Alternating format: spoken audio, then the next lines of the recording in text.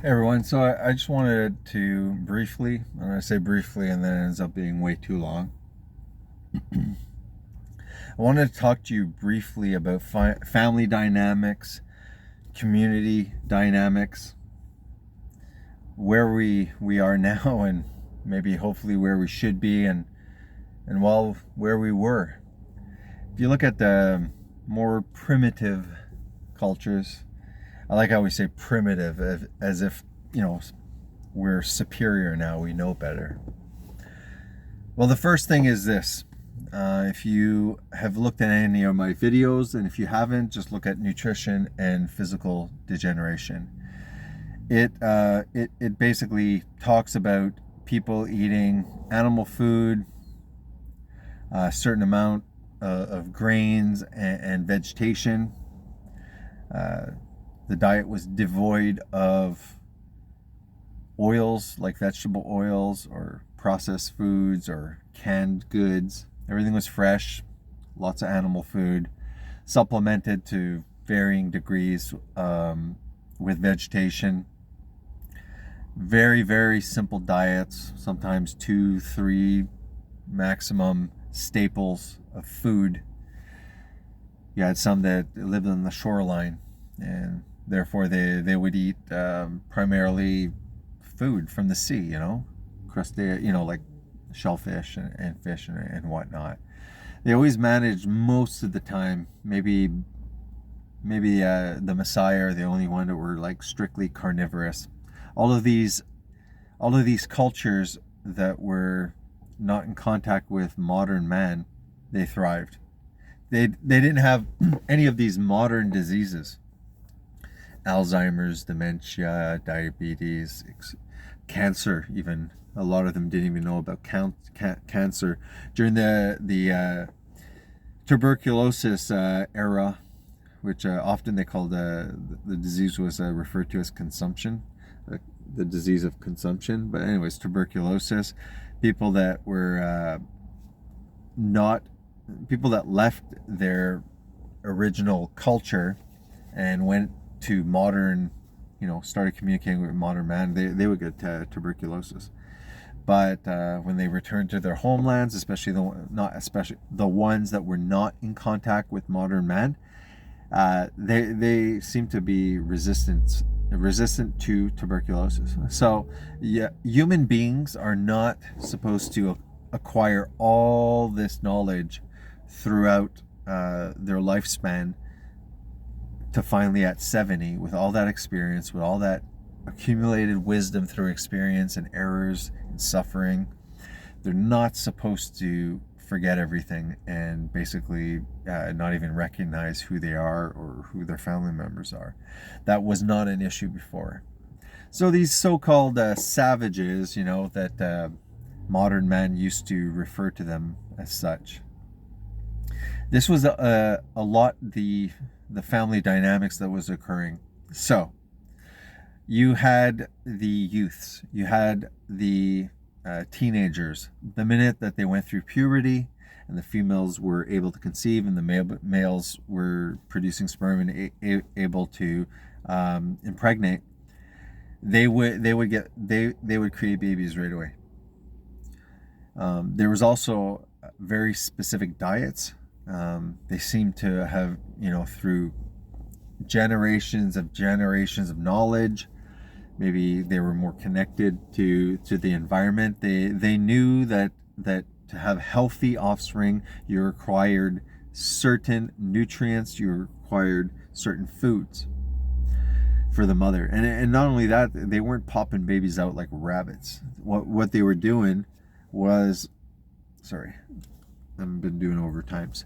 What they were basically doing is they were spreading out pregnancies. They were making sure that future parents, and pregnant women were eating very nutrient dense foods. Without science, they seem to have gotten everything right.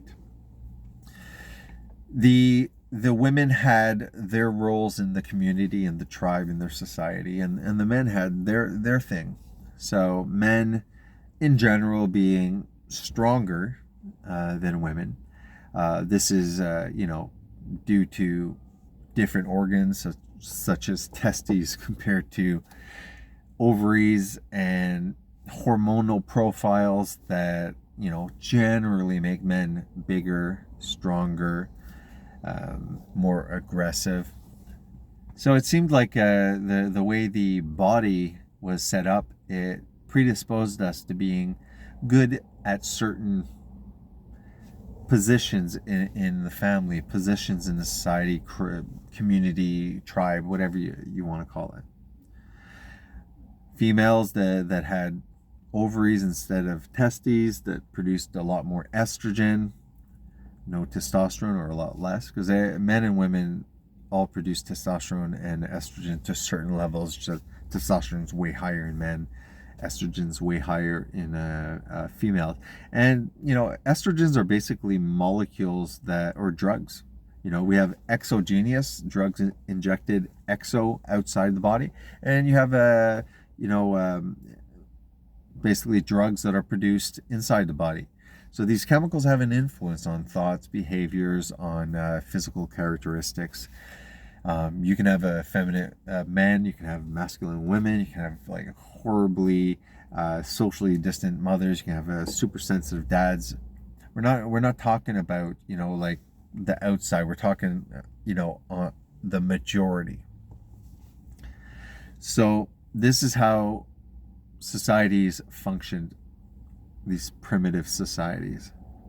The children, the minute that they were able to be impregnated, they were fed prior to that specific diets, they would conceive children. The men would go and concentrate more on protection, on food, on hunting. The women would be more geared on protecting, preparing the foods, on making clothing, the maintenance of the camp, while the men were on long hikes to get food. When obviously the mother was pregnant, she was very close with her offspring, having to nurture them. The men, tended to really just focus on protection and gathering food, bringing it home. Women prepared it. The thing is that when it came to teaching, to educating the offspring, it wasn't done by the mother and it wasn't done by the father either. It was the elders. It was the older grandparents, the older generations, because they weren't poisoned by modern plastics, chemicals, all this crap that's in society. They were actually not scared to eat animal food. They weren't vegans. What would happen is that they kept their mind till the day they died, and that means that look at how you were when you were 20, when you were 8, when you're 5, when you're 40. Probably, I'm 43. Imagine at 60. Man, if I knew what I knew when I was 22, when I had kids to take care of, I was supposed to be an example. What did I know at 22, especially in this society? So what happens is parents become parents in their 20s. They're just becoming adults. What do they know? They make mistakes and they learn from their mistakes. And before they know it, when they actually would be wise parents that really knew what they were supposed to do, were not questioning themselves while the kids are being raised. What would happen is that once you're a parent and your kids move out, then you're actually wise enough and you're not questioning yourself with parenthood. Then there's regret. They're like, oh, I shouldn't have did that. I wish I knew that back then. But with the old dynamics of tribes, centralized communities that were self-sufficient, they'd have the offsprings when they were young. The mother, yes, would be closely bonded to the child, but when the child was old enough and weaned off the mother, they would start their education. What do the mothers know?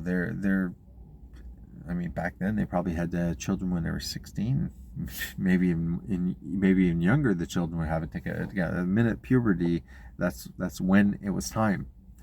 So these parents didn't really teach the children. The young men went with the adult men to learn the trade of hunting and war and protection and everything related to that. The women taught, the adult women taught the younger children the female roles of how to upkeep the camp, how to prepare things, how to make clothing. I'm sure there was other things, but when it came to education, it was not the parents. It was the elders. It was the older generation who, because they were healthy, eating a human appropriate diet, they didn't lose their minds. So all of those years of knowledge were there.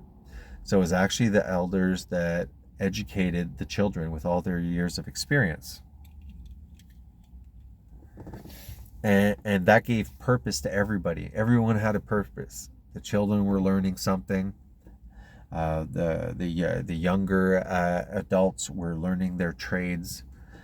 The young mothers were taking care of the baby, nutrition, the bonding. The elders, who were sharp as a whip, were the teachers, because experience is the best teacher. Now you look at our culture, people have children much later. People stay in school. Parents have no experience because it seems like this curse where you're a parent, you make all these mistakes, then you try and tell your child, I made these mistakes, don't do these. They're like, whatever, I don't care. I did that. I didn't listen to wisdom. I didn't listen to wise counsel.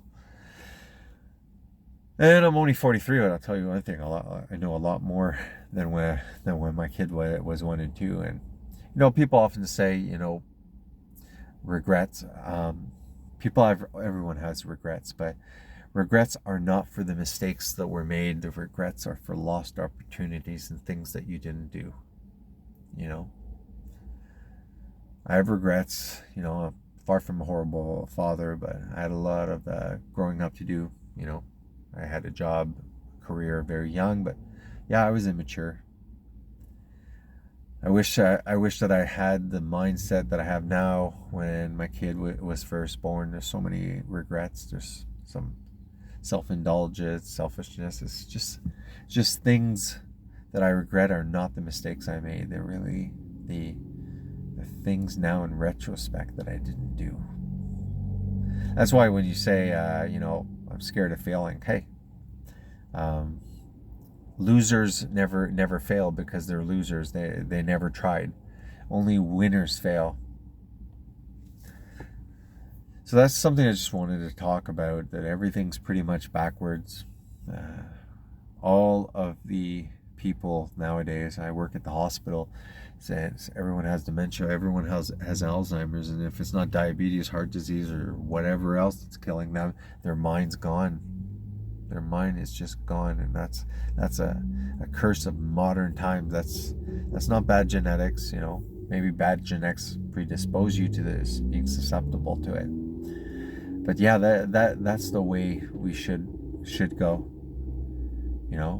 Everyone had a purpose. The young mother had a purpose.